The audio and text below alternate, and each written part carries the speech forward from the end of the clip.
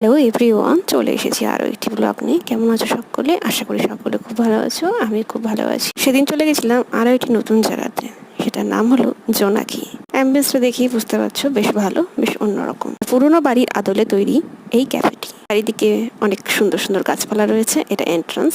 আর নিয়েছিলাম একটি chicken burger আর black coffee. বেশ ভালোই ছিল। এটা খুব ফটোজেনেটিক। তোমরা যারা ফটো তুলতে ভালোবাসো তারা একবার ভিজিট করতে পারো, বেশ ভালো লাগবে। পুরোনো বাড়ির আদলে তৈরি কড়িবর্গার ঘর। সিটিং অ্যারেঞ্জমেন্টও বেশ ভালো, স্টাফেদের বিহেভিয়ারও বেশ ভালো, আর খাবারটাও ভালোই লেগেছে। নতুন নতুন ক্যাফে বা রেস্টুরেন্টে যেতে আমার তো ভীষণ ভালো লাগে, তাই আমি সময় আর সুযোগ পেলেই সেখানে চলে যাই।